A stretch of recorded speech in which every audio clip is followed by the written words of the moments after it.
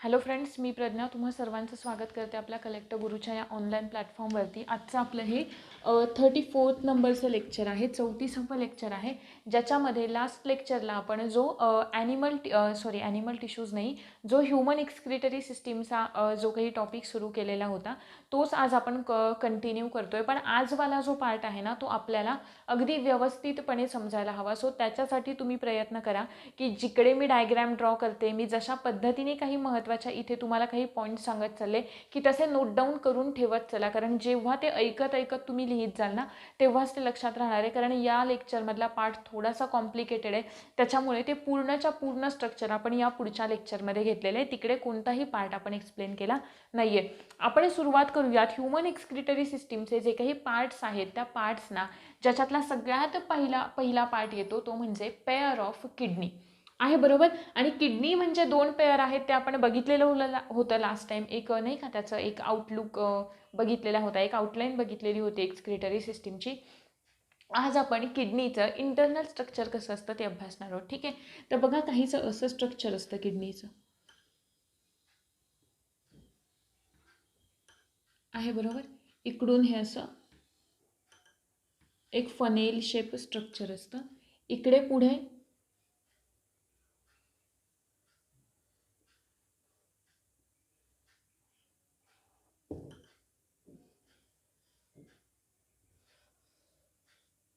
आहे, बरोबर. हा अशा टाईपचे काय आलेले असतात इकडे, ज्याला आपण मेड्युला म्हणतो.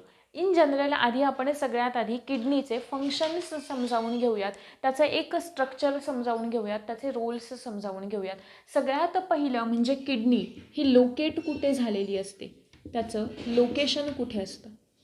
ठीक आहे, कुठे असतं किडनीचं लोकेशन, व्यवस्थितपणे लक्षात ठेवायचं. हे थोडंसं आपली जे काही जॉईंट्सवाला वगैरे स्केलेटल सिस्टीमवाला जो पार्ट आहे तो आपला झालेला नाही आहे, त्याच्यामुळे फक्त आता इथे असं लक्षात ठेवा ते नेमकं काय आहे ते तुम्हाला कळेल नंतर जेव्हा आपण स्केलेटल सिस्टीम पाहू तेव्हा. त्याच्यामध्ये आपली जी 12वी थोरॅसिक रिब्स असते ना, थोरॅसिक वर्टिब्री, म्हणजे आपण जेव्हा ते मणके आपण 33 असतात ना, बरोबर.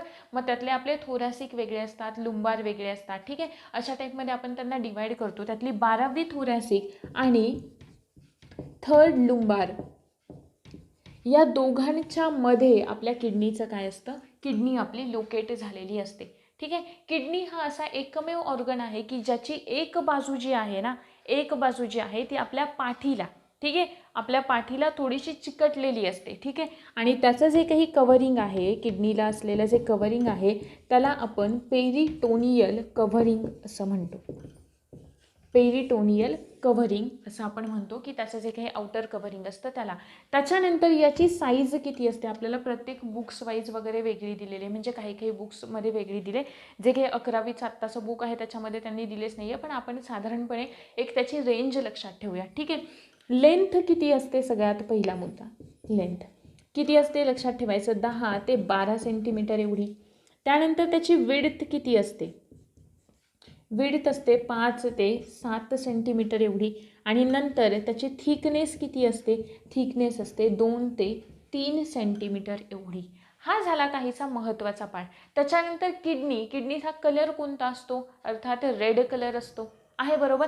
पण आता आपण इन डिटेल थोडंसं त्याचं स्ट्रक्चर अभ्यासायला सुरुवात करूया. तर सगळ्यात पहिला मुद्दा येतो की किडनी हे कोणते फंक्शन परफॉर्म करते, आहे, बरोबर. म्हणजे नाही का किडनीचे नेमके महत्त्वाचे काम कोणतं. तर सगळ्यात पहिलं किडनीचं फंक्शन आहे ते म्हणजे elimination of nitrogenous waste. Elimination of nitrogenous waste म्हणजे जे काही नत्रयुक्त टाकाऊ पदार्थ आहेत त्यांना शरीराच्या बाहेर टाकण्याचं काम कोणाचं आहे, किडनीचं आहे. त्याच्यानंतर अजून महत्त्वाचं काम कोणतं आहे तर ऑस्मो रेग्युलॅरिटी मेंटेन करणं. ऑस्मो रेग्युलॅरिटी मेंटेन करणे, टू मेंटेन ऑस्मो रेग्युलॅरिटी. आता ऑस्मो रेग्युलॅरिटी म्हणजे काय हे तुम्हाला लास्टच्या लेक्चरमध्ये सांगितलेलं आहे. काय, सोल्यूटचं कॉन्सन्ट्रेशन आणि वॉटर बॅलन्स. ठीक आहे, यांना आपण काय म्हणतो, ऑस्मो रेग्युलॅरिटी असं म्हणतो. आणि त्याच्यानंतर अजून सगळ्यात महत्त्वाचं किडनीचं फंक्शन कोणतं येतं ते म्हणजे pH जो असतो ना आपल्या बॉडीचा, जो pH असतो त्याचबरोबर जे काही फिल्ट्रेशन असतं ना, म्हणजेच नाही का, हा pH मेंटेन करणं. pH म्हणजेच आपण त्याला काय म्हणतो, hydrogen ion balance. Hydrogen ion balance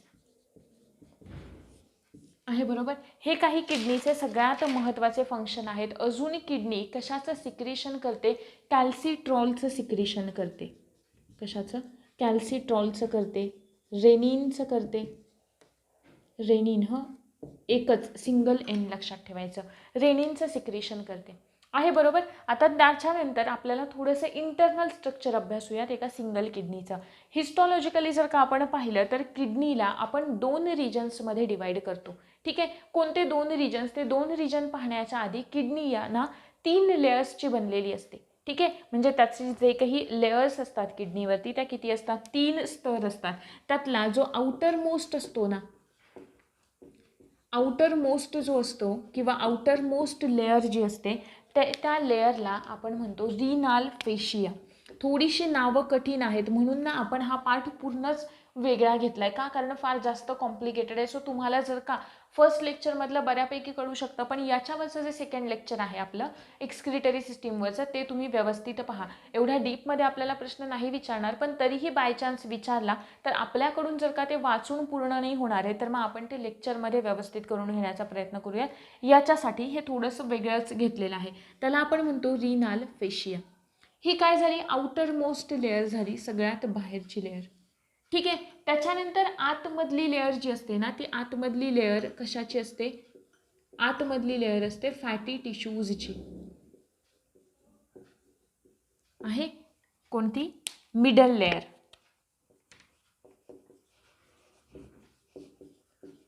middle layer त्याला काय म्हणतो आपण, त्या मिडल लेअरला आपण म्हणतो ॲडिपोज. फॅट म्हणजे आपण शिकलो टिश्यूजमध्ये फॅट सेल्स म्हणजेच कोणत्या टिश्यूज तयार करतील, ॲडिपोज टिश्यूज. म्हणजे मिडल लेअर ही कशाची बनलेली असते, ॲडिपोज टिश्यूजची, म्हणून आपण तिला काय म्हणतो, ॲडिपोज कॅप्सूल असं म्हणतो. त्याला काय म्हणतो, ॲडिपोज कॅप्सूल असं म्हणतो. आणि सगळ्यात इनरमोस्ट लेअर जी असते, इनर लेअर जी असते, सगळ्यात आतली जी लेअर असते ती बनलेली असते फायब्रस टिश्यूजची. म्हणजे तिकडे सगळे फायबर्स फायबर्स फायबर्स असतील असं स्पेसिफिक असं आपण काहीच सांगू शकत नाही. ठीक आहे, ह्या झाल्या 3 लेयर्स. आणि या अशा प्रकारच्या सेल्सनी आपली काय बनलेली असते, किडनीच्या ज्या 3 लेयर्स असतात त्या फॉर्म झालेल्या असतात आहे. ठीक, या अशा पद्धतीने. त्यानंतर जर का आपण किडनीची हिस्टॉलॉजी पाहिली, ठीक आहे, हिस्टॉलॉजी जर का आपण पाहिली तर आपण असं म्हणू शकतो की किडनीला आपण 2 पार्टमध्ये डिवाइड करतो. ठीक आहे, 2 पार्टमध्ये डिवाइड करतो. म्हणजेच जो तुम्हाला हा असा कर्व शेप दिसतोय ना, म्हणजे बहिर्वक्र झालेला जो पार्ट दिसतोय त्याला आपण म्हणतो कॉर्टेक्स. त्याला आपण म्हणतो कॉर्टेक्स. आणि कॉर्टेक्सवाला पार्ट झाला हा. ठीक आहे, म्हणजे जर का दाखवायचा झाला तर आपण तो असा पण दाखवू शकतो बघा. ठीक आहे, हा वाला जो पार्ट दिसतोय तुम्हाला ब्ल्यू लाईन पासून इकडचा पुढचा तो काय झाला, कॉर्टेक्स. आणि हा इकडून पुढेवाला जो पार्ट आहे कॉर्टेक्सला आपण मराठीमध्ये वलकुट असं सुद्धा म्हणतो. ठीक आहे, आणि जो त्याच्या आतमधला हे जे पिरॅमिड्स तुम्हाला दिसत आहेत ना, जवळजवळ 18-12 असे काही असतात पिरॅमिड्स असतात एका किडनीमध्ये. ठीक आहे, त्याला आपण काय म्हणतो, मेड्युला असं म्हणतो. त्याला आपण काय म्हणतो, मेड्युला, किंवा त्याला आपण मध्यांश असं सुद्धा म्हणतो, मध्यांश. ठीक आहे, मेड्युला हे बरं वाटतं ना त्याच्यापेक्षा, मेड्युला आणि कॉर्टेक्स. ठीक आहे, आता हे काय आहेत, पिरॅमिड आहेत, बरोबर आहे, पिरॅमिड आहेत. पण हे जे स्ट्रक्चर इथे दिसतंय ना, हे मध्ये आलेले जो काही गॅप आहे, म्हणजे तिकडे काय आलेला असतो, हा कॉर्टेक्सचा पार्ट इकडे सुद्धा आलेला असतो, त्याला आपण काय म्हणतो, कॉलम असं म्हणतो, किंवा कॉलम्स ऑफ बर्टीनी, रिनाल कॉलम्स असं सुद्धा आपण म्हणतो. कशाला, यांना रिनाल कॉलम्स. थोडंसं कठीण आहे, ही नावच फक्त कठीण आहेत, बाकी काही नाही. नावं एकदा लक्षात राहिली ना, आणि मेकॅनिझम कशा पद्धतीने ते फिल्ट्रेशन वगैरे होते, आणि हे पार्ट्स व्यवस्थित जेव्हा आपण समजावू ना तेव्हाच आपल्याला युरिन फॉर्मेशनवाला पार्ट कळणार आहे. आणि तो प्रश्न युरिन फॉर्मेशनवाला आपल्याला विचारलेला होता, म्हणून आपल्याला हे एवढं व्यवस्थित समजावून घ्यायचं आहे. ठीक आहे, त्याच्यानंतर पुढचा आहे हा वाला जो बाहेरचा पार्ट आहे त्याला आपण काय म्हणतोय, रिनाल. रिनाल म्हणजे किडनी बरं का, रिनाल कॉर्टेक्स. हा वाला जो पार्ट दिसतोय ना मधला वाला, त्याला आपण म्हणतो रिनाल मेड्युला. त्याला आपण म्हणतो रिनाल मेड्युला.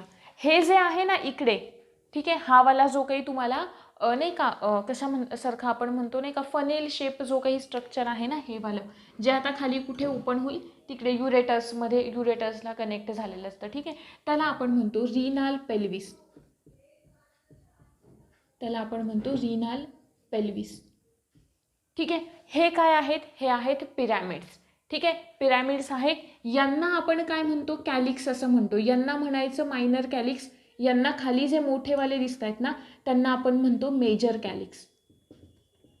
मायनर इकडे खाली दुसरे असतात, त्यांना आपण म्हणतो मेजर कॅलिक्स. आता इथे तुम्हाला अशा डायग्राममध्ये नाही का, आपण जेव्हा हाताने काढतो तेव्हा थोडाफार कुठेतरी फरक पडतो, पण लक्षात ठेवा मायनर कॅलिक्सच्या खालीच अशा टाईपचं एक स्ट्रक्चर असतं. ठीक आहे, त्याच्यावरती ते पिरॅमिड काय झालेले असतात? लोकेट झालेले असतात. ठीक आहे, त्याच्याच खाली काय असतं? मेजर कॅलिक्स असतं. आणि ते सगळे जे मेजर कॅलिक्स आहेत ते एकत्र येतात. एकत्र येऊन कुठे ओपन होतात? या रिनाल पेल्विसमध्ये ओपन होतात. आणि रिनाल पेल्विसमध्ये ती सगळे जे काही फिल्ट्रेट आहे ते फिल्ट्रेट टाकतात. ठीक आहे, मग हे जे काही पिरॅमिड सारखं स्ट्रक्चर दिसतंय ना आपल्याला मेड्युला आणि कॉर्टेक्स, तिकडे सगळ्यात महत्त्वाचं एक स्ट्रक्चर असतं. कोणतं स्ट्रक्चर असतं? कोणतं स्ट्रक्चर असतं? इकडे ज्या काही इकडे याला पुढे आपण ते इन डिटेल पाहणार आहोत. हे कुठे ओपन होईल? युरेटसमध्ये खाली ओपन होईल. आणि युरेटस कुठे ओपन होतील? युरिनरी ब्लॅडरमध्ये ओपन होतील. ठीक आहे, व्यवस्थित लक्ष द्या. इकडेच काय लोकेट झालेले असतात? नेफ्रॉन लोकेट झालेले असतात. पण समजा मी जर का हा असा पिरॅमिड काढला आणि हे कॉर्टेक्स आहे, तर काही नेफ्रॉनना हे अशा पद्धतीने लोकेट झालेले असतात बघा. म्हणजे याचा हेनलेच्या लूपचा जास्तवाला पार्ट जो आहे तो कुठे? या मेड्युला रिजनमध्ये. आणि दुसरा समजा हा असा आहे, त्याच्यामध्ये हे असे मी नेफ्रॉन काढले. ठीक आहे, आणि याचा खूप कमीवाला पोर्शन जो आहे ना, कमीवाला पोर्शन तो कुठे? इकडे या मेड्युलावाल्या रिजनमध्ये आहे. ठीक आहे, मग ज्यांच्यामध्ये हे वाले जे नेफ्रॉन आहेत ना, की ज्याचा जास्तीत जास्त पार्ट कुठे आहे? कॉर्टेक्समध्ये आहे. कॉर्टेक्स म्हणजे हे बाहेरवाला पार्ट कॉर्टेक्समध्ये आहे. अशा नेफ्रॉन्सना आपण काय म्हणतो? कॉर्टिकल नेफ्रॉन असं म्हणतो. काय म्हणतो? Cortical nephron. आणि ज्यांच्यामध्ये हा वाला पार्ट इकडे बघा जास्तवाला आपल्याला खाली आलेला दिसतोय ना, त्याला आपण म्हणतो मेड्युलरी नेफ्रॉन. काय म्हणतो? मेड्युलरी नेफ्रॉन. मेड्युलामध्ये आलेत म्हणून मेड्युलरी. कॉर्टेक्समध्ये जास्त पार्ट आहे त्याला आपण म्हणणार कॉर्टिकल. ही होती किडनीची हिस्टॉलॉजी आहे. ठीक, आता कलर कसा असणार आहे? रेड. इकडेचा कॉर्टेक्सवाला जो कलर असतो तो डार्क रेड असतो. थोडासा आतमध्ये मेड्युलरी रिजनमध्ये आपण आलो, ठीक आहे, मग तो कसा होतो? थोडासा कमी रेडिश होतो. ठीक आहे, आता हा काही एवढा इझी पार्ट आपल्याला विचारत नाही. जो काही फॅक्च्युअल डाटा आहे ना, तो तुम्हाला तिकडे मिळेल तुम्हाला तो. सो हे जे काही लक्षात ठेवण्यासारखे फंक्शन आहे जे तुम्हाला वाचून नाही कळणार ते आपण इथे सांगतोय. आपण पाहिलं की त्याचं लोकेशन पाहिलं, कशाचं कव्हरिंग असतं ते पाहिलं. पाठीच्या बाजूला ती थोडीशी काय झालेली असते? चिकटलेली असते. त्याच्यानंतर त्याची साईज आपण पाहिली. ठीक आहे, पुढे आपण पाहिले त्याचे मेजर फंक्शन्स कोणते कोणते आहेत, कोणती कोणती कार्य ते करतं. आणि त्याच्यानंतर आपण त्याची हिस्टॉलॉजी पाहिली. 3 लेयर्सची बनलेली असते. त्या 3 लेयर्सला काय काय म्हणतो ते बघितलं. आणि नंतर त्याच्या हिस्टॉलॉजीमध्ये आपण याचं जे इंटरनल स्ट्रक्चर आपल्याला अभ्यासायचं होतं ते बघितलं. म्हणजे कॉर्टेक्स अभ्यासलं आणि मेड्युला अभ्यासलं. ठीक आहे, आता या किडनीमध्ये नेमकं सगळ्यात महत्त्वाचं स्ट्रक्चर आपल्याला अभ्यासणं गरजेचं असतं आणि ते म्हणजे नेफ्रॉन. कोणतं असतं ते स्ट्रक्चर? नेफ्रॉन. आता नेफ्रॉन जे आहे ना, नेफ्रॉनला आपण काय म्हणतो माहिती आहे का? स्ट्रक्चरल आणि फंक्शनल युनिट असं म्हणतो. म्हणजे रचनात्मक आणि कार्यात्मक घटक असं म्हणतो. कशाचा? फिल्ट्रेशनचा किंवा किडनीचा, एक्सक्रिटरी सिस्टीमचा. Structural and functional unit. Structural and functional unit of kidney कोणाला म्हणतोय आपण? नेफ्रॉनला म्हणतोय. मग नेफ्रॉनमध्ये ना, नेफ्रॉनचा आपण स्ट्रक्चर अभ्यासणार आहोत व्यवस्थितपणे. आधी व्यवस्थित लक्ष द्या. नेफ्रॉनला ना 4 ते 6 सेंटीमीटरपर्यंत 4 ते 6 सेंटीमीटरचं ना ट्युब्युलार स्ट्रक्चर असतं. म्हणजे ट्यूबसारखं स्ट्रक्चर असतं. एक असं पाईपलाईन सारखं स्ट्रक्चर असतं. कोणामध्ये? नेफ्रॉनमध्ये. मग त्या स्ट्रक्चरला आपण काय नाव देतो? त्याला आपण नाव देतो रिनाल ट्युब्यूल. रिनाल ट्युब्यूल असं आपण नाव देतो. ठीक आहे. मग हे जे नेफ्रॉन आहे त्या नेफ्रॉनचे ना अजून पुढे आपल्याला पार्ट्स पाहायचे असतात का, कारण स्ट्रक्चरल आणि फंक्शनल युनिट आहे किडनीचं, म्हणजे फिल्ट्रेशनमध्ये ब्लडचं जे काही फिल्ट्रेशन होतं आहे, एक्सक्रिशन म्हणजेच काय, ब्लडचं फिल्ट्रेशन होऊन नायट्रोजनस वेस्ट तयार करणं आणि ते इलिमिनेट करणं. मग या सगळ्या प्रोसेसचं स्ट्रक्चरल फंक्शनल युनिट नेफ्रॉन आहे. मग नेफ्रॉनचाच सगळ्यात महत्त्वाचा रोल असतो. मग नेफ्रॉनचे कोणते कोणते पार्ट्स आहेत, तर सगळ्यात महत्त्वाचा पहिला कोणता, पहिला सगळ्यात महत्त्वाचा ग्लोमेरुलस. दुसरा वाला पार्ट कोणता, बाउमन्स कॅप्सूल.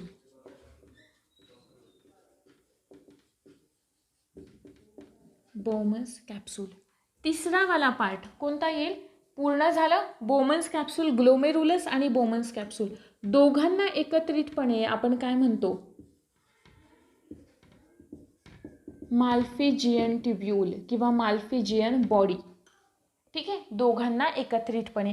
पुढे थोडंसं आपण गेलो काय तयार होईल, प्रॉक्झिमल कन्व्होल्युटेड ट्युब्यूल. काय म्हणाले, प्रॉक्झिमल कॉन्व्होल्युटेड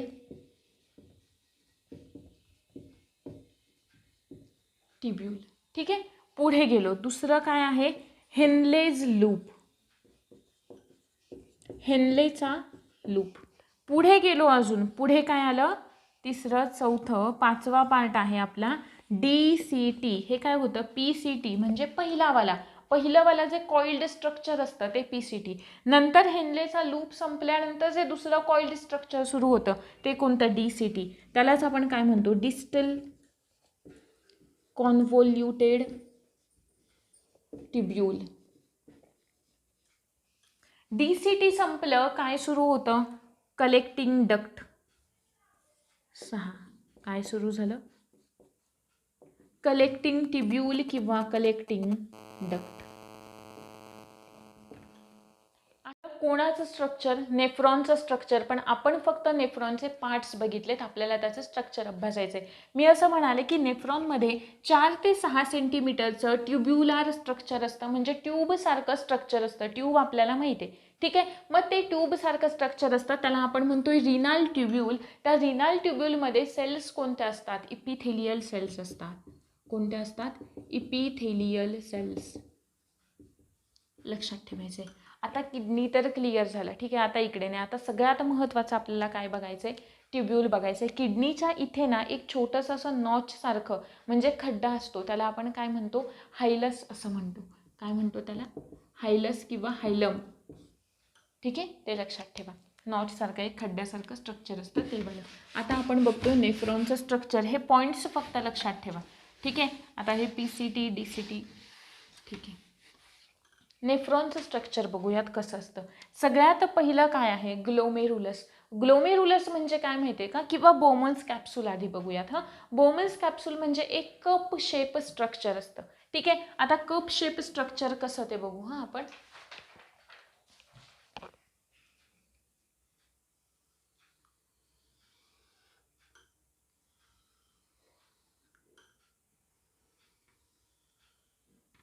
ठीक आहे, हे झालं काय, बाउमन्स कॅप्सूल म्हणजे कप झाला. ज्या कपमध्ये काय असणार आहे, ग्लोमेरुलस असणार आहे. ग्लोमेरुलस म्हणजे काय ते बघा. इकडून ना ब्लड घेऊन एक आर्टेरी येते आतमध्ये, ठीक आहे. ब्लड घेऊन एक आर्टेरी येते आणि ती इकडून बाहेर पडते, इकडून बाहेर पडते, ठीक आहे. मग जी ब्लड घेऊन येते तिला आपण म्हणतो ॲफरंट आर्टेरिओल. ॲफरंट आर्टेरिओल. जे घेऊन जाते तिला आपण म्हणतो इफरंट. इफरंट म्हणजे घेऊन जाणारी, ठीक आहे. आता इकडे सुरू काय होईल, इकडे ही जेव्हा ॲफरंट आर्टेरी आतमध्ये येते ना, तेव्हा ती कॅपिलरीजमध्ये काय होते, डिवाइड होते. काय तयार करते, कॅपिलरीज. म्हणजे तिचं ब्रांचिंग होतं आणि तयार काय करते, कॅपिलरीजचं नेटवर्क तयार करते. कॅपिलरीज म्हणजे केशवाहिन्या, ठीक आहे. म्हणजे ब्लड वेसल्समधल्या सगळ्यात स्मॉलेस्ट साईजच्या ज्या असतात त्यांना आपण म्हणतो त्या काही कॅपिलरीज, ठीक आहे. मग त्या कॅपिलरीजचं एक नेटवर्क तयार करते.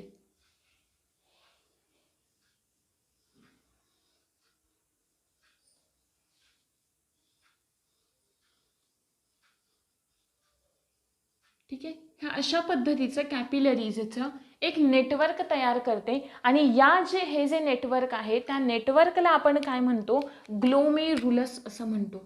या नेटवर्कला आपण काय म्हणतोय, ग्लोमेरुलस. आणि हे जे काही बाहेरचं स्ट्रक्चर आहे कप सारखं त्याला आपण काय म्हणतोय, बाउमन्स कॅप्सूल. बाउमन्स कॅप्सूल. हे खूप इथे सोपं वाटतंय, पुढे जाऊन खूप कॉम्प्लिकेटेड आहे. जेव्हा आपल्याला याच्या सेल्स बघायचे आहेत, डबल वॉल स्ट्रक्चर असतं आहे ना, बरोबर. मग त्याच्या सेल्स बघायचे आहेत, पुन्हा हे याच्यामधलं स्ट्रक्चर बघायचं आहे, प्रेशर बघायचं आहे, म्हणून हे एवढा स्लो सांगण्याचं कारण हे आहे. ठीक आहे. आता इकडे पुढे आपण आलो, इकडे काय होते, नेक रिजन सुरू होतो. नेक रिजन सुरू होतो, कंटिन्यू होतो. ठीक आहे, म्हणजे मान, याची मान सुरू होते आणि पुढे लांबत जाते. कशामध्ये लांबत जाते, PCT, proximal convoluted tubule. Proximal convoluted tubule सुरू झालं. ठीक आहे, इकडे पुढे आलं आणि काय झाला, हा हेनलेचा लूप तयार झाला.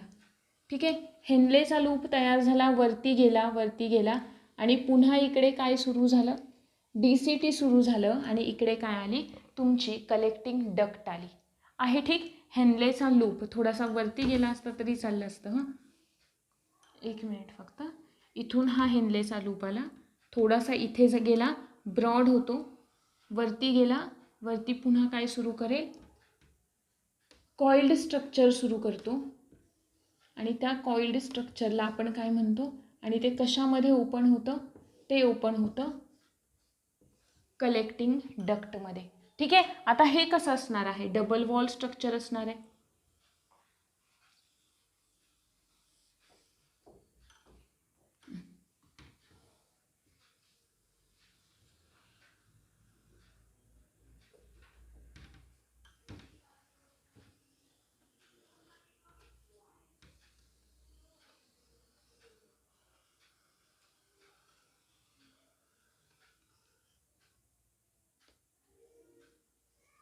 ठीक आहे, हे अशा पद्धतीचं स्ट्रक्चर काय होतं, कंटिन्यू होतं. इकडे हे वरती जाईल, इकडे हे अशा पद्धतीने वरती जाईल. ठीक आहे. आता नावं देऊयात. नावं द्यायच्या आधी बघा, हां इथे समजावून सांगते.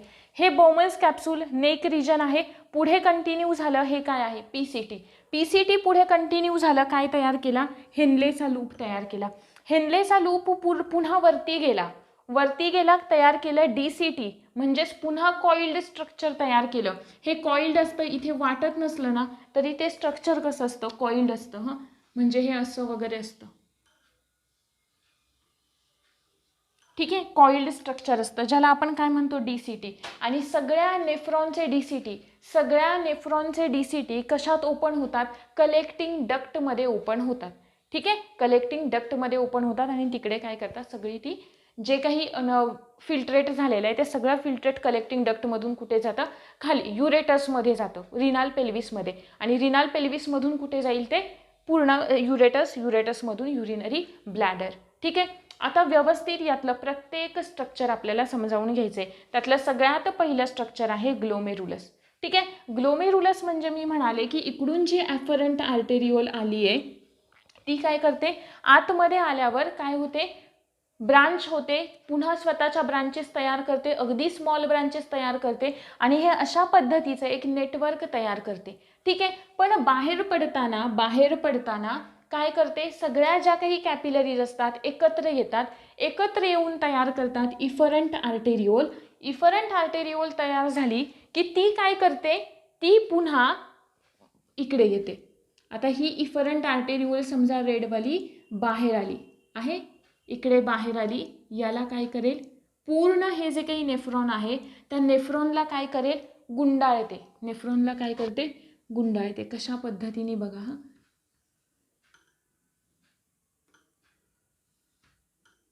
हे अशा पद्धतीचं काहीसं.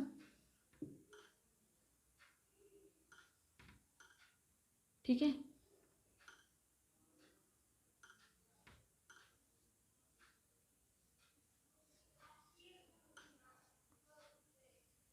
अशा पद्धतीची इकडे खाली आली ती. ओके, पुन्हा रिनाल हे जे काही हिनलेचा लूप आहे त्याच्या भोवती सुद्धा असंच एक स्ट्रक्चर तयार करते आणि जी काही हेनलेच्या लूप भोवती असलेलं कॅपिलरीचं किंवा इफरंट आर्टेरिओलचं जे स्ट्रक्चर असतं तिला आपण काय म्हणतो, तिला म्हणतो वासा रेक्टा. तुमच्याकडे व्हिडिओ स्पीडअप करून बघायचा ऑप्शन आहे, सो मग तुम्ही ते बघा, पण डायग्राम व्यवस्थित काढल्याशिवाय समजणार नाही. हे इकडे पुन्हा पुढे गेली, ठीक आहे, रेड कलरनी मुद्दाम दाखवली, ठीक आहे, पुन्हा गेली पुढे, पुन्हा आता कुठे जाईल ही, इकडे जाते ह्या अशा फॉर्ममध्ये, ठीक आहे, इकडे गेली, इकडून वरती जाईल, इकडून जाईल, इकडे जाईल आणि पुन्हा काय करते, याला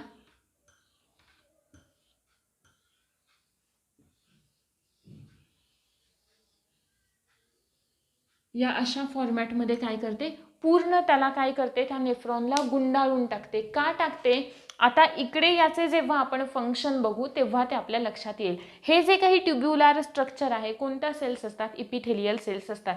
आता आपलं हे ग्लोमेरुलस इथे कळाले, एवढं तर कळाले. आता सगळ्यात महत्त्वाचा पार्ट आहे आपला कोणता, बोवमन्स कॅप्सूलचा. आता बोवमन्स कॅप्सूल सांगताना थोडंसं व्यवस्थित लक्ष द्या. आता मी हे स्ट्रक्चर पुसणार नाही आहे, इकडेच दुसरं स्ट्रक्चर आपण ड्रॉ करूयात. बोवमन्स कॅप्सूलचं बघा, हे काहीसं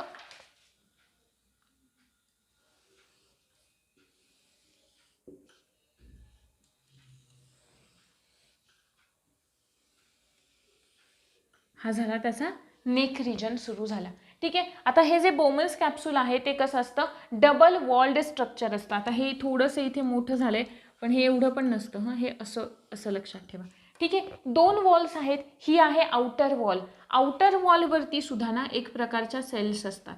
कोणत्या सेल्स असतात, स्क्वॅमस सेल्स असतात. कोणत्या, स्क्वॅमस. आणि त्या पुन्हा पुढे इकडे या PCTला कंटिन्यू झालेल्या असतात. कशासाठी, इन्फेक्शन होऊ नये याच्यासाठी, ठीक आहे. कारण नाही का ब्लॅडरचं इन्फेक्शन होतं, युरेथ्रल इन्फेक्शन होतं, वजायनल इन्फेक्शन होतं, मग ते होऊ नये याच्यासाठी या सेल्स काय करतात, प्रोटेक्ट करतात. आणि ह्या पूर्ण या दोन्ही बाजूनी काय झालेल्या असतात, लोकेट्स झालेले असतात. आणि खाली युरेटर्सला पण त्यांनी काय केलेलं असतं, कंटिन्यू केलेलं असतं. मग ही जी काही आउटर पार्ट असतो ना, म्हणजे आउटर जी काही याची वॉल आहे, त्या आउटर वॉलला आपण काय म्हणतो, परायटल वॉल. आउटर वॉलला आपण म्हणतो परायटल वॉल, ठीक आहे. आणि ही आतवाली जी वॉल असते ना आतली, त्या आतल्याला आपण म्हणतो विसेरल वॉल. विसेरल वॉल थोडंसं कॉम्प्लिकेटेड आहे. आता इथे आपण फंक्शन सांगून सुद्धा काय करत होतो, संपवू शकत होतो, पण त्याला काहीच अर्थ नाही, ठीक आहे. समजावून घ्यायचं, स्ट्रक्चर आहे व्यवस्थित, इझी आहे, फार पण काही नाही आहे, एकदा समजलं की झालं, ठीक आहे. इकडे वरती अजून एक प्रकारच्या सेल्स असतात. कोणत्या प्रकारच्या असतात ना त्या सेल्स, त्या बघा, त्यांना थोडेसे क्युबॉइडल टाईपच्या सेल्स असतात, पण त्यांच्याकडे नाही का हे थोडेसे त्यांना नाही का आपण काय म्हणतो त्याला, असं नाही का फूट लाईक स्ट्रक्चर असतं, म्हणजे जेणेकरून ना ती एक फिल्ट्रेशन स्लीट तयार करतात. म्हणजे ही आपली बोटं कशी एकमेकांमध्ये, ठीक आहे, म्हणजे आता मी हे असं दाखवलं, मग इथे एक गेलं, इथे एक गेलं, अशा टाईपचं ना ते, हे बघा, हे अशा टाईपचं स्ट्रक्चर फॉर्म करतात, ठीक आहे. मग ती ना एक नाही का नेट अशी तयार होते आणि याच्यामधून ते फिल्ट्रेट व्हायला मदत होते. म्हणजे हे नाही का, या अशा सेल्स जर का आहेत तर त्या हे अशा पद्धतीचं स्ट्रक्चर फॉर्म करतात. इकडे गेल्या, पुन्हा आल्या, इकडे गेल्या, हे अशा पद्धतीचं काहीसं स्ट्रक्चर फॉर्म करतात, ठीक आहे. म्हणजे एक फिल्ट्रेशन स्लीट तयार करतात, म्हणजे चाळणी एक फिल्ट्रेशनसाठीची तयार करतात, की याच्यामधून ते काय होईल, ब्लडचं फिल्ट्रेशन होईल. अजून याच्यावरती अजून 2 लेयर्स असतात, ठीक आहे. याच्यावरती अजून 2 लेयर्स असतात. म्हणजे हे कशाचं झालं सगळं, या कॅपिलरीजवालं जे काही या ॲफरंट आर्टेरिओलचं आपण स्ट्रक्चर बघतोय ना ते वालं झालं, ठीक आहे. मग या सेल्समधून काय होणार आहे, ते फिल्टर होणार आहे. पण इथे एक मुद्दा लक्षात घ्यायचा, ही जे ॲफरंट आर्टेरिओल आहे तिची साईज किंवा तिची जाडी खूप जास्त असते, ठीक आहे, as compared to efferent arteriole. Efferent आर्टेरिओलपेक्षा हिची जाडी जास्त असते. मग हे आतमध्ये हा ब्लड येताना जास्त येत आहे, बाहेर जाताना कमी जात आहे. मग इकडे ग्लोमेरुलरमध्ये काय होईल, प्रेशर क्रिएट होतं का, येस, आणि ते प्रेशरच रिस्पॉन्सिबल असतं हे इथे फिल्ट्रेशन होण्यासाठी, ठीक आहे. इथंपर्यंत कळाले. आता त्याच्यानंतर पुढचा मुद्दा कोणता, हे झालं आपलं बोमन्स कॅप्सूल. ठीक आहे, बोमन्स कॅप्सूल कशाला पकडून ठेवतं? या ग्लोमेरुलस अपॅरेटसला पकडून ठेवतं. ठीक आहे, त्याच्यानंतर आपलं पुढे सुरू होतं PCT. PCT म्हणजे हा वाला एरिया. ठीक आहे, PCT कडे कोणत्या सेल्स असतात? PCT कडे सेल्स असतात क्युबॉइडल. हे पुसू का? आता नाही, आपल्याला हे नाही लागणार आहे आता. हे फक्त याचं स्ट्रक्चर हे अशा टाईपचं होतं आणि ग्लोमेरुलर फिल्ट्रेशन कसं होतं ते मी तुम्हाला सांगितलं. PCT कडे सेल्स असतात क्युबॉइडल. ठीक आहे, आणि क्युबॉइडल सेल्सवरती ना सिलिया असतात. काय असतात? सिलिया. म्हणजे या झाल्या क्युबॉइडल सेल्स. इकडे सेंट्रली प्लेस्ड न्यूक्लियस आणि यांच्यावरती या काय असतात? सिलिया असतात. आहे बरोबर. सिलियाचं सगळ्यात महत्त्वाचं फंक्शन काय? सिलिया. पण इथे आहेत म्हणून आपण यांना काय म्हणणार? मायक्रोविलाय. यांना आपण काय म्हणणार? मायक्रोविलाय. आता मायक्रोविलाय आपल्याला डायजेशनमध्ये सुद्धा आपण शिकलेलो आहे. कुठे होते मायक्रोविलाय? मायक्रोविलाय होते स्मॉल इंटेस्टाईनवरती. कशासाठी? जे काही डायजेशन झालेलं आहे आणि जो काही सिंपल फॉर्म आहे तो सिंपल फॉर्म ॲब्सॉर्ब करण्यासाठी जास्त एरिया प्रोव्हाइड करणं.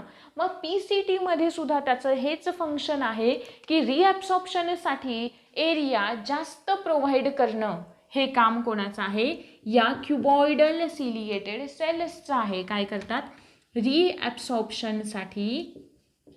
रिॲब्सॉर्प्शनसाठी सरफेस एरिया प्रोव्हाइड करतात. सरफेस एरिया वाढवण्याचं काम करतात. हे झालं PCT. ठीक आहे, आता PCTमध्ये ना मी काय म्हणाले, इकडून कसं येते? ब्लड इकडे जाड आहे, पुन्हा बाहेर पडताना बारीकशी बाहेर पडते. बरोबर आहे. मग PCTमधून जो ब्लड फ्लो होतो ना, ठीक आहे, म्हणजे PCTमधून जे काही फिल्ट्रेट जाणार आहे, इथे त्याचं फिल्ट्रेशन झालं, खाली आलं, इकडून PCTमध्ये आलं. पण PCTमधून ना ते एकदम स्लोपणे जातं, एकदम हळू जातं. मग त्याच्यामुळे काय होतं? ते ॲब्सॉर्ब करू शकतात. ठीक आहे, म्हणजे ते नाही का आपल्याला एक आपली ऑस्मोलॅरिटी मेंटेन करायची असते. आहे ना बरोबर. म्हणजे जो काही नाही का आयन्सचं कॉन्सन्ट्रेशन असेल किंवा बॉडी pH जो असेल तो मेंटेन करण्यासाठी काही घटक हे ॲब्सॉर्ब केले जातात, काही घटक सिक्रीट केले जातात. ठीक आहे, मग हे कोणाच्या थ्रू होतं? PCTच्या थ्रू होतं. का? कारण PCTमधून जे काही फिल्ट्रेट आहे ते अगदी स्लोली जात असतं आणि त्याच्यामुळे या ज्या काही ब्लड वेसल्स आहेत ना इकडून गेलेल्या की ज्यांनी PCTला गुंडाळून ठेवलं आहे पूर्ण, मग यांच्यामध्ये काय असणार आहे? तर ब्लड सेल्स असणार आहेत. मग त्या ब्लड सेल्स काय करतात? या फिल्ट्रेटमधून ते ॲब्सॉर्ब करून घेतात, रिॲब्सॉर्ब करून घेतात. ठीक आहे, पुढे जाऊयात. कुठे जाऊयात? हा काय आहे? हेनलेचा लूप आहे. हेनलेज लूप आहे. पण हेनलेज लूपला ना 2 पार्ट असतात. कोणते 2 पार्ट? खाली जाणारा एक पार्ट आणि वरती जाणारा एक पार्ट. आहे बरोबर. मग जो खाली जाणारा आहे त्या खाली जाणाऱ्या पार्टला आपण काय म्हणतो? डिसेंडिंग म्हणजे खाली जाणारा, पण त्याला अजून एक नाव आहे. काय? डिसेंडिंग लिंब. ठीक आहे, आणि वरती जाणारा जो आहे त्या वरती जाणाऱ्याला आपण काय म्हणतो? असेंडिंग लिंब. ठीक आहे, आता हा खाली जाणारा आहे, हा वरती जाणारा आहे. मग थोडं साठवा. हे काय करतं? हे महत्त्वाचं एक मेकॅनिझम करतं. कोणतं? ज्या मेकॅनिझमला आपण म्हणतो counter current mechanism. Counter current म्हणजे अपोजिटवालं. काउंटर करंट मेकॅनिझम म्हणजेच काय? हे खाली येते, हे वर जाते, आहे अपोजिटवालं मेकॅनिझम करतं. ठीक आहे, मग आता हे इथून पुढे गेलं. इकडे हेनलेच्या लूपच्या बाजूनी जी आहे कॅपिलरी, ठीक आहे, किंवा बाजूनी आलेली जी ही काही आर्टेरी आहे तिला नाव काय दिलं आपण? व्हासा रेक्टा हे नाव दिलं. हा झाला डिसेंडिंग लिंब. डिसेंडिंग लिंब काय असतो? वॉटरसाठी इम्परमिएबल असतो. काय असतो? वॉटरसाठी परमिएबल असतो. हा जो डिसेंडिंग लिंब आहे तो कसा असतो? वॉटर परमिएबल असतो. ठीक आहे, म्हणजेच काय केलं जातं याच्यामध्ये? काय केलं जातं नंतर जेव्हा आपण नाही का जसजसा यामधलं फिल्ट्रेट खाली खाली येत जाईल तसं काय होईल? वॉटर रिॲब्सॉर्ब करून घेतलं जाईल. का? PCTचा पार्ट आहे ना. वॉटर काय केलं जाईल? परत शोषून घेतलं जाईल. आहे बरोबर. म्हणजे जर का समजा आता इथे जे फिल्ट्रेट आहे त्याचं कॉन्सन्ट्रेशन किती आहे? 400 आहे. ठीक आहे, अजून खाली गेलं किती झालं त्याचं कॉन्सन्ट्रेशन? समजा इथे आहे 600. ठीक आहे, खाली गेलं किती झालं? 500 झालं. पुन्हा अजून खाली आलं किती झालं? 400. खाली आलं किती झालं 350, पुन्हा आलं किती झालं 300. म्हणजे जसं जसं हे फिल्ट्रेट इकडे इकडे जाते म्हणजे लिम्फमध्ये पुढे पुढे जाते तसं त्या फिल्ट्रेटचं कॉन्सन्ट्रेशन काय होतंय, वाढतंय. आहे बरोबर. वरती जाणारी जी आहे ना म्हणजे असेंडिंग लिम्फ जी आहे ना ती वॉटर इम्परमिएबल असते. ती कशी असते, वॉटर इम्परमिएबल. म्हणजे आता इकडून वॉटर रिअब्सॉर्ब केलं जाईल का, नाही. मग ती कशासाठी परमिएबल असते, ती सोल्यूटसाठी परमिएबल असते. मग आता इकडे जे वाढलेलं कॉन्सन्ट्रेशन आहे ते पुन्हा इकडे काय केलं जातं, इथून आपली नाही का ऑस्मो रेग्युलॅरिटी, सोल्यूटचं कॉन्सन्ट्रेशन मेंटेन ठेवण्यासाठी इकडून परत काय केले जातात, इकडून परत सॉल्ट्स किंवा मिनरल्स किंवा आपण ज्यांना नाही का आयन्स म्हणतो, ते आयन्स पुन्हा रिॲब्सॉर्ब केले जातात. कुठून, असेंडिंग लिम्फमधून. काय केले जातात, सोल्यूट काय केले जातात, रिॲब्सॉर्ब केले जातात. मग Na+ असेल, K+ असेल, जे कोणते असतील ते. ठीक आहे. मग आता इकडे फिल्टर कसं झालं, पुन्हा काय झालं, याच लेवलला आलं का, म्हणजे जशी त्याची कॉन्सन्ट्रेट लेवल होती तशी, म्हणजे नॉर्मलला आलं. पुन्हा आता पुढे पुढे पुढे गेलं, DCTमध्ये आलं. DCTमध्ये काय केलं जातं, DCTमध्ये केलं जातं सिक्रेशन. DCTमध्ये काय केलं जातं, सिक्रेशन. DCTमध्ये ना नाही का म्हणजे जे काही H+ आयन असतील pH मेंटेन करण्याचं काम केलं जातं. ठीक आहे. म्हणजे आता इकडे आयन वॉटर बॅलन्स तर आला, पण pH मेंटेन करण्यासाठी काही आयन्सचं सिक्रेशन पुन्हा त्याच्यामध्ये केलं जातं. जसं की H+ आयन असतील, Cl- आयन असतील, OH आयन्स असतील. ठीक आहे. अमोनिया असेल, जे काही नायट्रोजिनस वेस्ट असेल त्याचं पुन्हा काय केलं जातं, सिक्रेशन केलं जातं. आणि सगळ्या नेफ्रॉनचे DCT कुठे ओपन होतात, एकाच कलेक्टिंग डक्टमध्ये ओपन होतात. आणि त्या कलेक्टिंग डक्टमधून पुन्हा जी काही ऑस्मो रेग्युलॅरिटी मेंटेन ठेवण्यासाठी वॉटर रिॲब्सॉर्ब केलं जाईल, म्हणजे शरीराचं नाही का इंटरनल ऑस्मोलॅरिटी मेंटेन ठेवण्यासाठी वॉटर असतील, सोल्यूट असतील, ते रिॲब्सॉर्ब केले जातील. आणि पुन्हा त्याच्यामध्ये ॲड काय केलं जातं, जे काही आपण हे सोल्यूट म्हणतोय ना, म्हणजे जे काही Na+ आयन्स असतील, सोडियम आयन्स आहेत, पोटॅशियम आयन्स आहेत, ते पुन्हा काय केले जातात, त्याच्यामध्ये टाकले जातात. ठीक आहे. मग इकडून तर ते सिक्रेट करून घेतलेत, मग ते कसं झालंय, अल्कलाईन झालंय ना. मग अल्कलाईनकडून याच्यामध्ये अजून तुम्ही त्याचं कॉन्सन्ट्रेशन वाढवताय, म्हणजे अल्कलाईनमधून ती कशामध्ये जाते, ॲसिडिकमध्ये जाते. कशामध्ये जाते, ॲसिडिकमध्ये जाते. आणि मग ती युरिन काय केली जाते, इकडे युरिनरी ब्लॅडरमध्ये येते. आणि युरिनरी ब्लॅडर हे जेव्हा हाफ फिल होतं, कपॅसिटी किती आहे युरिनरी ब्लॅडरची, युरिनरी ब्लॅडरची कपॅसिटी आहे 700 ml. ठीक आहे. मग 700 ml पेक्षा अर्ध जर का भरलं, 350 ml वगैरे भरलं, तर काय होतं, लगेच आपले ऑस्मो रेग्युलेटर जे असतात ना, काय म्हणतो त्याला, बरोबर आहे, ऑस्मो रेग्युलेटर नाही रे, ऑस्मो रिसेप्टर जे असतात ना, ते ॲक्टिवेट होतात. आपल्या हायपोथॅलॅमसला काय करतात, एक मेसेज पाठवतात. ठीक आहे. आणि मग तिकडून आपल्याला परत मेसेज येतो. ठीक आहे. म्हणजे नाही का ते आपल्याला जी जाणीव होते ना, तो वाला, म्हणजे आपल्या सेन्सरी ऑर्गन्सना तो काय मिळतो, मेसेज मिळतो. ठीक आहे. आणि मग हे अशा पद्धतीने हे युरिनेशनचं मेकॅनिझम सुरू होतं. ठीक आहे. आता हे झालं आपलं कोणतं, नेफ्रॉनचं स्ट्रक्चर आपण बघितलं, त्याच्यातला प्रत्येक आपण पार्ट बघितला आहे. बरोबर. आता आपल्याला इन डिटेल पाहायचं आहे कोणतावाला पार्ट, युरिन फॉर्मेशनवाला. आपण पाहिलं नेफ्रॉनचं स्ट्रक्चर. ठीक आहे. पण याच नेफ्रॉनच्या स्ट्रक्चरमध्ये आपल्याला अजून एक स्ट्रक्चर पाहायचं आहे, ज्याला थोडं आता हे कॉम्प्लिकेटेड आहे. हां, इथून पुढे थोडंसं, पण जेवढं इझी करून सांगता येते तेवढं मी सांगते. याच्या पुढे हे तर नेफ्रॉनचं स्ट्रक्चर होतं, पण अजून एक महत्त्वाचं स्ट्रक्चर असतं की जे आपल्याला समजणं गरजेचं असतं, ज्याला आपण म्हणतो जक्स्ट्रा ग्लोमेरुलार अपॅरेटस. हे लिहित चला माझ्यासोबत, ड्रॉ करत चला, तेव्हाच तुम्हाला ते समजणार आहे. ठीक आहे. अदरवाईज ते खूप जास्त डिफिकल्ट आहे समजायला. ठीक आहे. Juxtaglomerular apparatus. आता हे नेमकं कशाला म्हणायचं, तर बघा, हा काय आहे, हा जो काही बाहेरचा कप शेप आहे, त्या कप शेपला आपण काय म्हणतोय, त्या कप शेपला आपण म्हणतोय बोमन्स कॅप्सूल. ठीक आहे. आता थोडंसं याला मी उलट काढते. ठीक आहे. हे काय झालं, बोमन्स कॅप्सूल झालं आहे. बरोबर. पण या बोमन्स कॅप्सूलच्या कॉन्टॅक्टमध्ये कोणत्याही नेफ्रॉनचं स्ट्रक्चर घ्या, कोणताही नेफ्रॉन. ठीक आहे. बोमन्स कॅप्सूलच्या कॉन्टॅक्टमध्ये ना हा DCTवाला पार्ट असतो. ठीक आहे. म्हणजे या ज्या DCTच्या सेल्स आहेत त्या एकदम याच्या जवळ आलेल्या असतात. आणि मग हा वाला जो एंटायर पार्ट होतोय ना, त्याला आपण काय म्हणतो, जक्स्ट्रा ग्लोमेरुलार अपॅरेटस असं म्हणतो. मग याचं काय महत्त्वाचं फंक्शन आहे, एवढं काय. ठीक आहे. इझिली इथून तर सगळं फिल्ट्रेट होतंय. पण याचं एक सगळ्यात महत्त्वाचं फंक्शन आहे की कशामध्ये, ब्लड प्रेशर मेंटेन ठेवण्यामध्ये, म्हणजे फिल्ट्रेशन रेट जो आहे ना, तो फिल्ट्रेशन रेट बॅलन्स ठेवण्यामध्ये या जक्स्ट्रा ग्लोमेरुलर अपॅरेटसचा खूप महत्त्वाचा रोल आहे. कशा पद्धतीने बघा, हे झालं जक्स्ट्रा ग्लोमेरुलर अपॅरेटस. ठीक आहे, आता इथे आपण काढूयात हा DCT वाला एक लिंब थोडासा स्ट्रेट करून काढूयात. ठीक आहे, म्हणजे हा जो पुढे जी लाईनिंग गेली ना, ज्याला आपण DCT असं म्हणालो, ती वाली. मग इकडे हा असा DCT आहे असं आपण कन्सिडर करू. ठीक आहे, DCTच्या आतमध्ये ना खूप डेन्स अशा काय असतात, सेल्स असतात. काय असतात, खूप डेन्स अशा सेल्स तयार झालेल्या असतात. या काहीशा अशा पद्धतीने. ठीक आहे, आणि या सेल्सना आपण नाव काय देतो माहिती आहे का, या कोणाच्या आहेत, या DCTच्या आतमध्ये. पण DCT मध्ये कुठे असणार आहेत, हा वाला जो पोर्शन आहे ना, या वाल्या पोर्शनमध्येच या ज्या सेल्स असतात ना, त्या खूप जास्त डेन्स असतात. म्हणजे नाही का अशा त्यांची नाही का डेन्सिटी जास्त असते या सेल्सची. कोणत्या पार्टमध्ये, जो इकडे बोमन्स कॅप्सूलच्या कॉन्टॅक्टमध्ये आलेला आहे ना, तिथे त्यांची डेन्सिटी जास्त असते. म्हणून आपण त्या सेल्सना नाव काय देतो, त्यांना आपण नाव देतो डेन्सा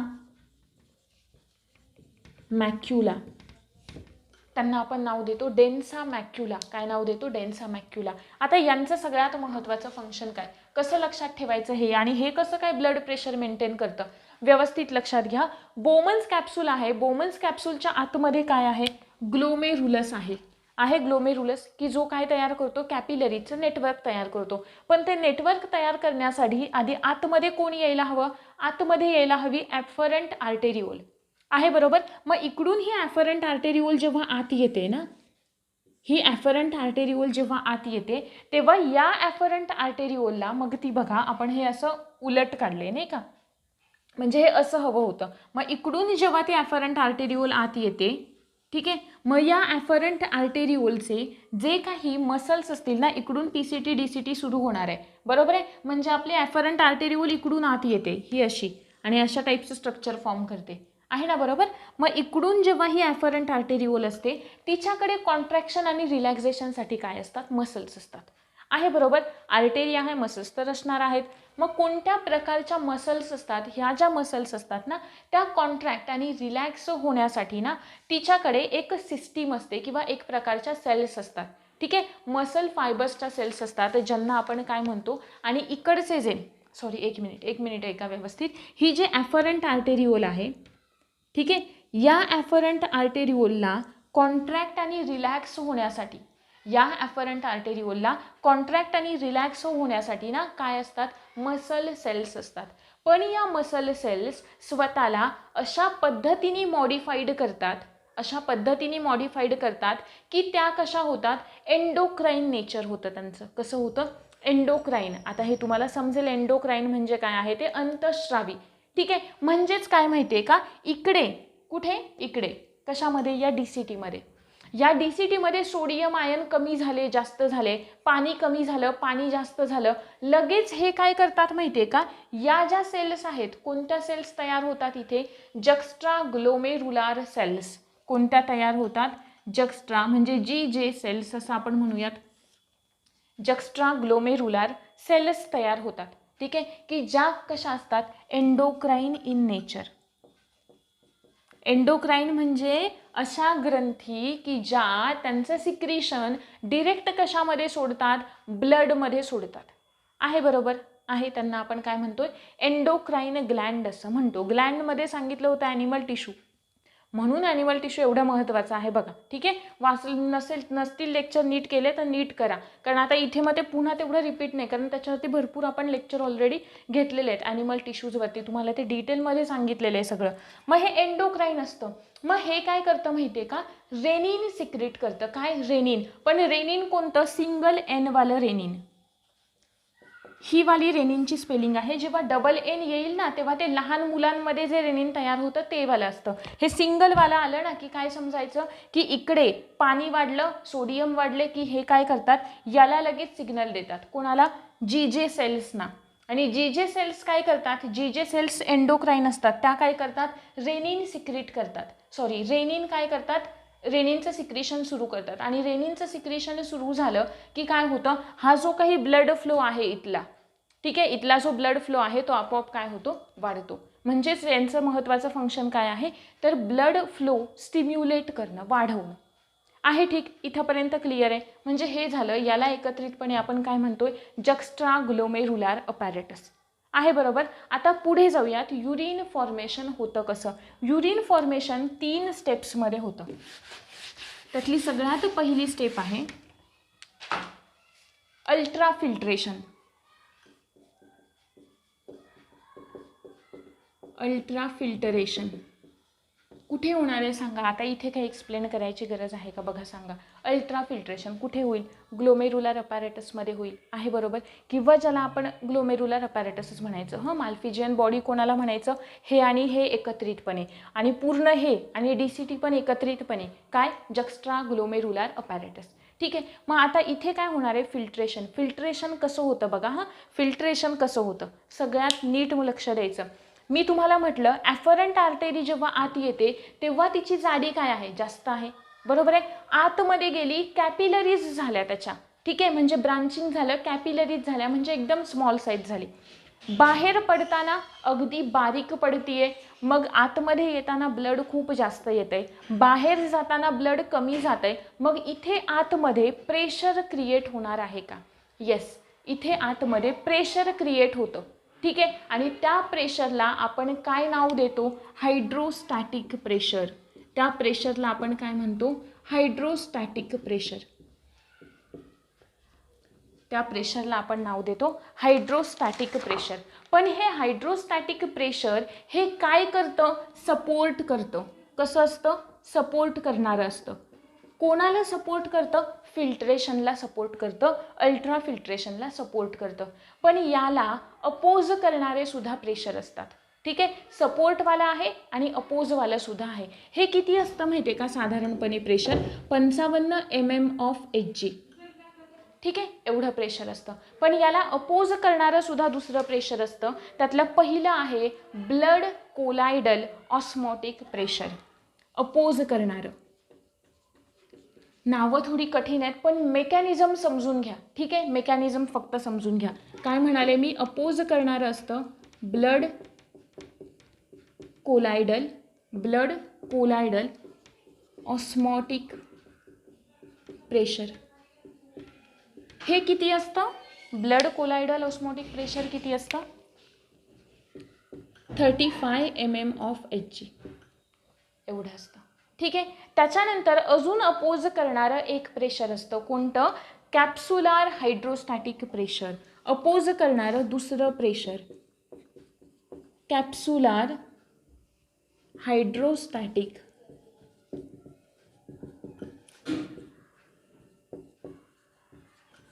प्रेशर.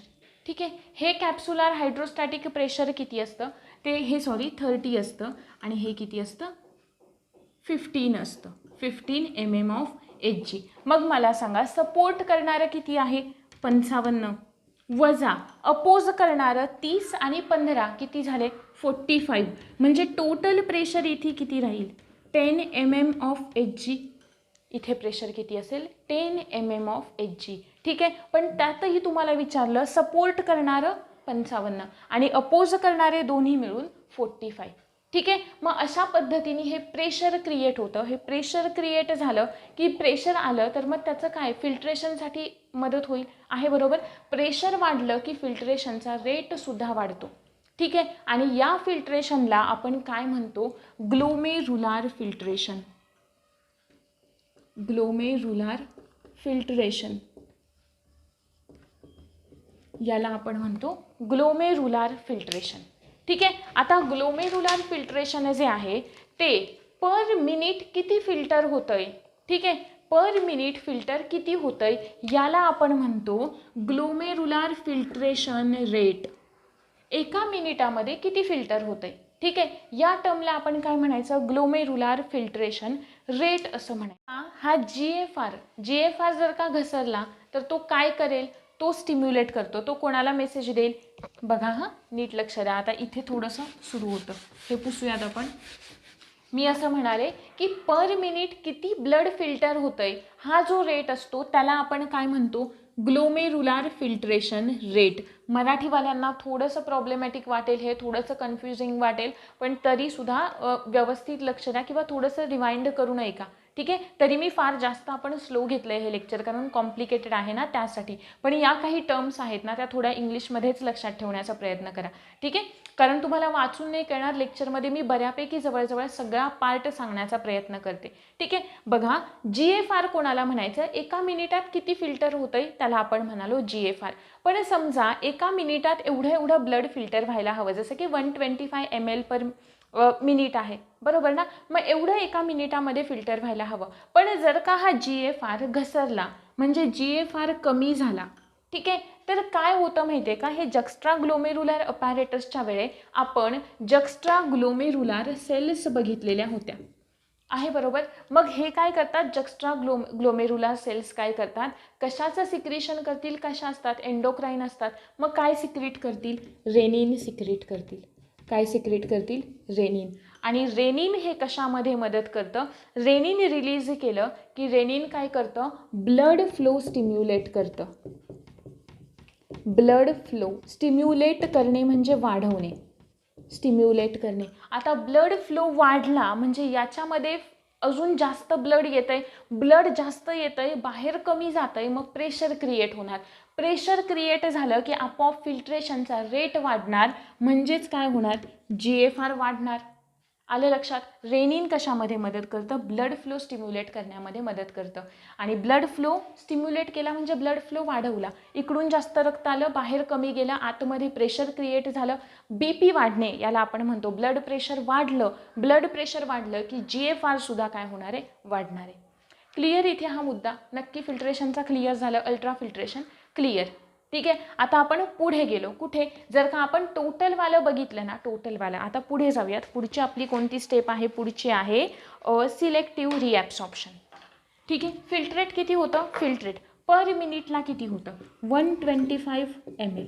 आणि पर डे किती होतं, पर मिनिट, आणि पर डे किती होतं, 180 लिटर्स. ठीक आहे. किती होतं, 180 litres per day. Factual data आहे, लक्षात ठेवायचा. पुढची टर्म आहे कोणती वाली, हे पुसते मी आता. पुढचं आहे सिलेक्टिव्ह रिॲब्सॉर्प्शन. सिलेक्टिव्ह रिॲब्सॉर्प्शन. ठीक आहे. आता रिॲब्सॉर्प्शनमध्ये काय काय पुन्हा शोषून घेतलं जातं ते बघा. सिलेक्टिव्ह रिॲब्सॉर्प्शन कुठे होतं, सगळ्यात पहिला मुद्दा PCT मध्ये होतं. कुठे होतं, या PCT मध्ये होतं. जर का आपण ते स्ट्रेट केलं तर काहीच आपल्याला हे असं स्ट्रक्चर दिसतं.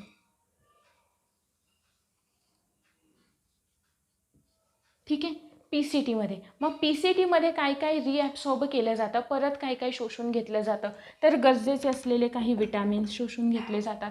ठीक आहे. त्याच्यामध्ये अजून काय येतं, विटॅमिन C येतं, अजून त्याच्यानंतर वेगळे वेगळे नाही का, हे कशासाठी असतं, वॉटरसाठी.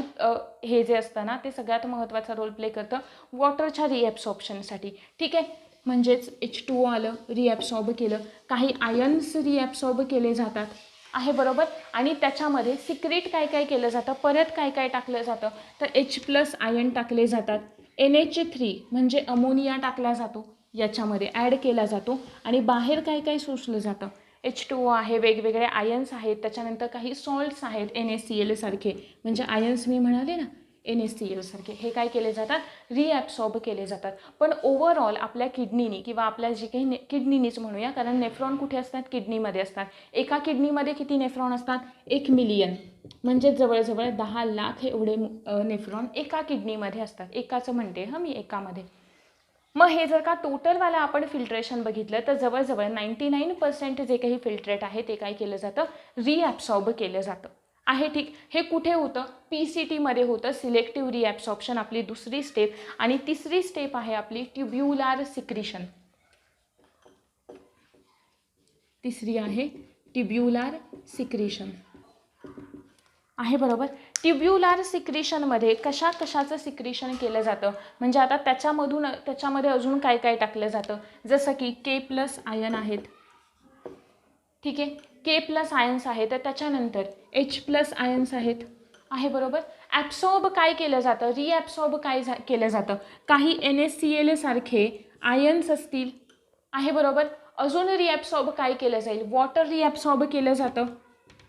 आणि सिलेक्टिव्ह ट्युब्युलर सिक्रिशन कुठे होतं, DCTमध्ये होतं. कुठे होतं, DCTमध्ये होतं. आणि या हेनलेच्या डिसेंडिंग लिंब आणि असेंडिंग लिंब याचं तुम्हाला सांगितलं काय आहे, काउंटर करंट मेकॅनिझम. खाली येते वर जाते, अपोजिट आहे काउंटर करंट मेकॅनिझम. जी असेंडिंग लिंब असते ती काय असते, वॉटरसाठी परमिएबल असते आणि ही कशी असते, वॉटरसाठी इम्परमिएबल असते. याच्यामधून वॉटर काय केलं जातं, परत रिॲब्सॉर्ब केलं जातं. म्हणजे सोल्यूटचं कॉन्सन्ट्रेशन वाढतं, कॉन्सन्ट्रेटेड युरिन तयार होते. वरती जाताना याच्यामधले सोल्यूट काढून घेतले जातात. ठीक आहे, म्हणजेच पुन्हा काय होते, नॉर्मल लेवलला कॉन्सन्ट्रेशन येतं.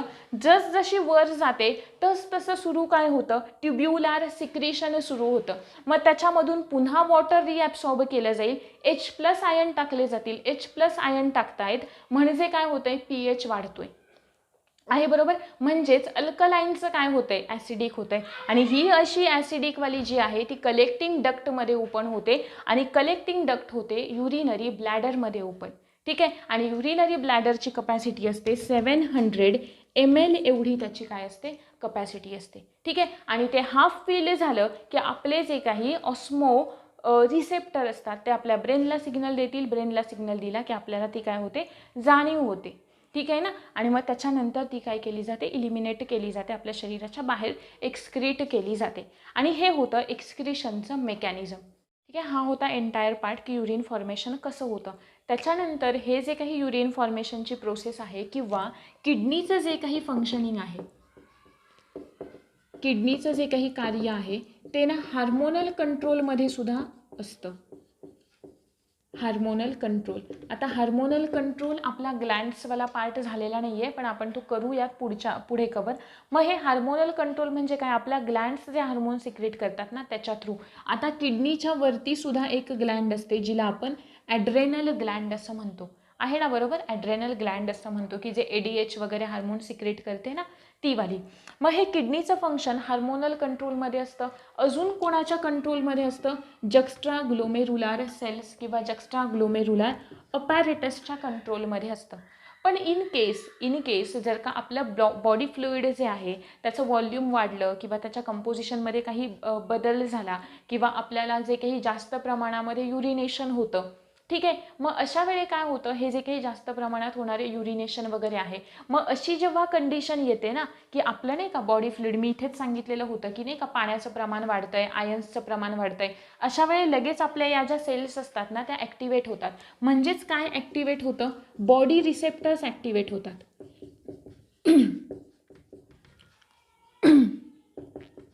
बॉडी रिसेप्टर्स ॲक्टिवेट होतात. आणि बॉडी रिसेप्टर ॲक्टिवेट झाले की ते काय करतात, ते हायपोथॅलॅमसला स्टिम्युलेट करतात. हायपोथॅलॅमस हा आपल्या ब्रेनमधला एक पार्ट असतो, हायपोथॅलॅमसला स्टिम्युलेट करतात. ठीक आहे, आणि हायपोथॅलॅमसला कशासाठी स्टिम्युलेट करतात, कशाचं सिक्रिशन करण्यासाठी, हायपोथॅलॅमसला ADH हार्मोनचं सिक्रिशन करण्यासाठी स्टिम्युलेट करतात किंवा ज्याला आपण वॅसोप्रेसिन असं सुद्धा म्हणतो.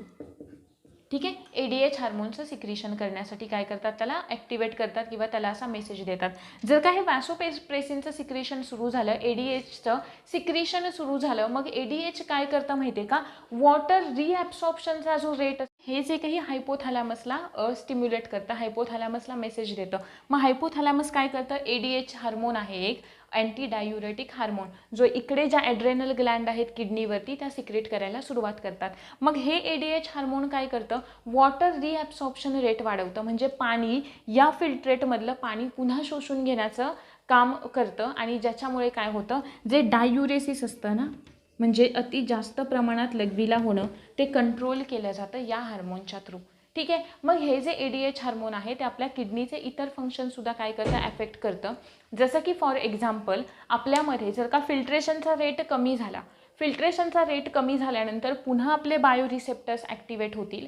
ठीक आहे, बायोरिसेप्टर ॲक्टिवेट झाले, ठीक आहे, जर का ग्लोमेरुलर ब्लड फ्लो कमी झाला, ग्लोमेरुलर ब्लड फ्लो कमी झाला की फिल्ट्रेशनचा रेट पण कमी होणार आहे. आणि फिल्ट्रेशनचा रेट कमी झाला की आपोआप आपलं युरिनेशनसुद्धा काय होणार आहे, कमी होणार आहे. ठीक, त्याच्यानंतरचा पुढचा मुद्दा आहे बघा, जर का जक्स्ट्रा ग्लोमेरुलर अपॅरेटसमध्ये कोणत्या सेल्स असतात, पुन्हा इकडे आपण जाऊया. जक्स्ट्राग्लोमेरुलार हे जर का कमी झालं तर जक्स्ट्राग्लोमेरुलारवरती असलेल्या ज्या जे सेल्स असतात त्या जे सेल्स काय करतात, ॲक्टिवेट होतात. आहे बरोबर. जे सेल्सवरती काय असतात, रिसेप्टर्स असतात. बरोबर. मग जे सेल्स कशाचं सिक्रिशन करतात सांगा, एंडोक्राईन असतात, रेनिनचं सिक्रिशन करतात.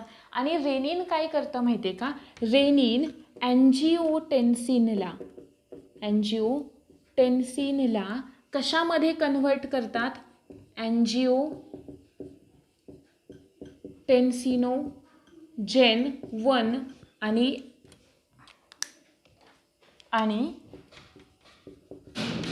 अँजिओटेन्सिनोजेन 2 मध्ये कन्वर्ट करतात. ठीक आहे. आणि हे अँजिओटेन्सिन 2 जे आहे ते अँजिओटेन्सिनोजेन 2 हे एक पॉवरफुल वॅसोकॉन्स्ट्रिक्टर म्हणून काम करतं. आता वॅसोकॉन्स्ट्रिक्टर म्हणजे कॉन्स्ट्रिक्ट होत आहेत कोण, या ज्या कॅपिलरीज आहेत त्या कॉन्स्ट्रिक्ट करण्याचं काम करतं. जर का त्या कमी झाल्या, लहान झाल्या तर काय होणार आहे, प्रेशर वाढणार आहे. प्रेशर जर का वाढलं तर आपोआप तुमचा जो फिल्ट्रेशनचा रेट आहे, फिल्ट्रेशनसुद्धा, प्रेशर जास्त आलं फिल्ट्रेशन जास्त होणार आहे बरोबर. म्हणजेच काय, ब्लड प्रेशरसुद्धा वाढणार आहे. आणि हे अशा पद्धतीने हार्मोनल कंट्रोलच्या काय असतं, अंडर असतं ही सगळी जी प्रोसेस आहे ती. ठीक आहे. आणि मग हे झालं आपलं फिल्ट्रेशन इन शॉर्टवालं. ठीक आहे. त्याच्यानंतर समजा जर का ब्लड फ्लो जास्त होतोय, वाढलाय, तर पुन्हा काय जे सेल्स काय करतील, एक जे काही बॉडी रिसेप्टर्स असतात ते ॲक्टिवेट होतील, पुन्हा मेसेज देतील आणि पुन्हा ते मेकॅनिझम चालू होईल. म्हणजेच हे थोडक्यात हार्मोनल कंट्रोलच्या सुद्धा काय असतं, हार्मोनल कंट्रोलमध्ये सुद्धा काय असतं, हे मेकॅनिझम जे आहे ते हार्मोनल कंट्रोलमध्ये असतं. ठीक आहे. हे झालं आपलं एक्सक्रिटरी सिस्टीम. थोडीशी कॉम्प्लिकेटेड आहे. कॉम्प्लिकेटेड काय आहे, लास्टवाला जे मेकॅनिझम आहे ना, युरिन फॉर्मेशनवाला पार्ट झाल्याच्या नंतरवाला जो पार्ट आहे तो. ठीक आहे. आणि हे अशा पद्धतीने झालेलं आहे. थोडंसं लेक्चर जर का कोणाला नसेल कळालं, थोडंसं कॉम्प्लिकेटेड आहे, तर पुन्हा एकदा रिवाइंड करून पहा. तुमच्याकडे स्पीड वाढवायचा ऑप्शन आता तुम्हाला नवीन मिळालेला आहे, ती एक चांगली गोष्ट आहे. आणि हे अशा पद्धतीने आपली एक्सक्रिटरी सिस्टीम काय होते, पूर्ण होते आणि एक्सक्रीट केलं जातं ते युरिनच्या फॉर्ममध्ये. ठीक आहे. आपल्या युरिनमध्ये असलेलं जे काही युरियाचं प्रमाण असतं ना, ते युरियाचं प्रमाण किती असतं, 0.01 ते 0.03% एवढं युरियाचं प्रमाण असतं. पण ते जर का 0.05 पेक्षा जास्त प्रमाणामध्ये वाढलं तर ते थोडंसं काय असतं, हार्मफुल असतं. आणि त्याला आपण काय म्हणतो, या कंडिशनला आपण म्हणतो युरेमिया असं म्हणतो. या कंडिशनला आपण काय म्हणतो, युरेमिया. त्याच्यानंतर इतर काही डिसऑर्डर्स आहेत, जसं की क्रोनिक किडनी फेल्युअर आहे, ॲक्यूट किडनी फेल्युअर आहे. ठीक आहे. या पद्धतीचं आता ॲक्यूट किडनी फेल्युअर जे होतं ना, ते अचानकपणे होतं. म्हणजे अचानक तुमचा याचा फिल्ट्रेशनचा रेट वाढला वगैरे तर ते चान्सेस जास्त असतात. जे काही क्रोनिकवालं असतं ते कसं होतं, हळूवार, म्हणजे हळूहळू जे होत राहतं ते वालं क्रोनिक असतं. ठीक आहे. त्याच्यानंतर पूर्णच किडनी फेल्युअर, किडनी कामच करत नाही आहे. ठीक आहे. मग अशा वेळी ऑप्शन काय असतो, डायलेसिसचा ऑप्शन असतो. डायलेसिसचं युनिट असतं, म्हणजेच आर्टिफिशियल नेफ्रॉनसारखंच फिल्ट्रेशन होतं तिकडे सुद्धा. फक्त तिकडे हिपॅरिन इंजेक्ट केलं जातं. हिपॅरिन का, कारण जेव्हा ब्लड आपण शरीराच्या आपल्या बाहेर येईल तेव्हा काय होईल, गोठायला सुरुवात होईल आणि हिपॅरिन हे एक अँटीकोॲग्युलंट म्हणून काम करतं. ठीक आहे. आणि मग ते हिपॅरिन इंजेक्ट केल्यानंतर ब्लड क्लॉटिंगला काय करतं, अपोज करतं आणि आहे त्या कन्सिस्टन्सीचं ब्लड पुन्हा आपल्या बॉडीमध्ये काय केलं जातं, इंजेक्ट केलं जातं किंवा ते सोडलं जातं. हे अशा पद्धतीने एक्सक्रिशनच्या प्रोसेस होतात. अजूनही याच्यामध्ये काही स्टोन्सवाला वगैरे जो पार्ट आहे तो थोडासा सोपा आहे, एवढं काही त्याची एक्सप्लेन करायची गरज नाही, तो तुम्हाला नोट्समध्ये मेन्शन करून दिला जाईल. होप सो हे जे काही एक्सक्रिटरी सिस्टीमचं स्ट्रक्चर होतं ते तुम्हाला समजलेलं असेल. याचा पुढचा पार्ट जो आहे, पुढचं लेक्चर जे आहे ते आपण पुढे कंटिन्यू करू. होप सो की हा पार्ट समजलेला असेल. Thank you very much.